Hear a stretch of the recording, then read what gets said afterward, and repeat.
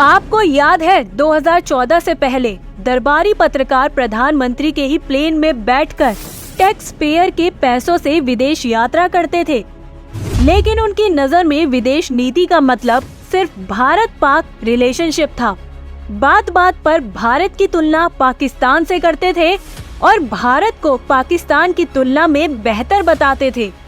उस पाकिस्तान से जो कटोरा लेकर घूमता रहता है पूरी दुनिया में भीख मांगने के लिए, वो पाकिस्तान जो आतंक की दुकान चलाने के अलावा कोई काम जानता ही नहीं है, उस देश की तुलना हमारे महान भारत से। अगर बॉलीवुड सितारों का उदाहरण लेकर इस बात को समझे तो ये तो कुछ वही बात हुई जैसे एजाज खान जैसे छुटभैये एक्टर के फैन उसकी तुलना शाहरुख खान जैसे बड़े एक्टर से करते हो। लेकिन अब दौर बदल चुका है। अब भारत की तुलना न एजाज खान जैसे छुटभैये एक्टर से होती है, न ही शाहरुख खान जैसे बड़े एक्टर से होती है।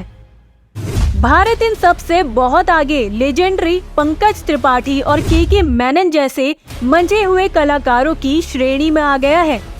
जैसे पंकज त्रिपाठी और के मेनन फिल्में कम करते हैं, लेकिन ऐसी वेब सीरीज में काम करते हैं जो पूरी दुनिया में तहलका मचा देती है। वैसे ही भारत भी दुनिया की भीड़ में खड़े होकर वो काम नहीं करता है जो अमेरिका या चीन जैसे देश करते हैं। भारत वो करता है जो ये देश सोच भी नहीं सकते। जैसे यूपीआई से चंद सेकंड में डिजिटल ट्रांजैक्शन डन। आपने देखा नहीं कैसे G20 समिट में आए मेहमान अचंभित आंखों से यूपीआई के माध्यम से पेमेंट होते देख रहे थे, जैसे उनको अपनी आंखों पर विश्वास ही नहीं हो रहा हो। यही नहीं, एक समय था जब भारत के पीएम राष्ट्र अध्यक्षों की टोली में पीछे खड़े रहते थे, लेकिन आज जैसे भारत के लिए पहली पंक्ति रिजर्व कर दी गई हो और पाकिस्तान के पीएम पीछे साइड में।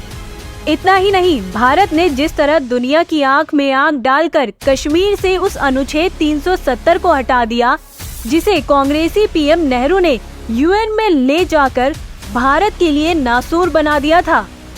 तब भी पूरी दुनिया हैरान थी कि मोदी जी ने ऐसा क्या कर दिया है कि पाकिस्तान के यूएन के सामने गिड़गिड़ाने के बाद भी दुनिया के बड़े बड़े देश भी भारत के खिलाफ एक शब्द नहीं बोले। ये काम बताते हैं कि मोदी जी भारत की राजनीति के शाहरुख खान नहीं, वो पंकज त्रिपाठी हैं जिनके काम पर कोई उंगली नहीं उठा सकता है। आप खुद सोचिए, किस भारतीय को गर्व नहीं होगा जब वो देखता होगा कि सुपर पावर अमेरिका जैसे देश का राष्ट्रपति खुद चलकर पीएम मोदी से हाथ मिलाने आ रहा है। किस भारतीय का सीना गर्व से चौड़ा नहीं होगा जब वो देखता होगा कि एक देश का पीएम हमारे देश के पीएम से आशीर्वाद लेने के लिए उनका चरण स्पर्श करता हो।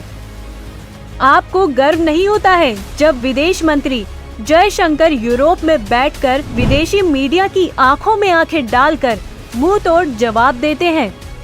ये सब कुछ इसलिए हो पाया है क्योंकि भारत की 140 करोड़ जनता ने रियल लाइफ में अपने उस हीरो को चुना है जो बोलता है तो पाकिस्तान जैसा बहरा भी सुन लेता है, जो चलता है तो पीछे पीछे दुनिया के बड़े बड़े देशों के हुक्मरान चलते हैं, जो काम करता है तो ऐसा करता है कि देश की सबसे पुरानी पार्टी लाख कोशिशों के बाद भी उसके काम में कमी नहीं निकाल पाती।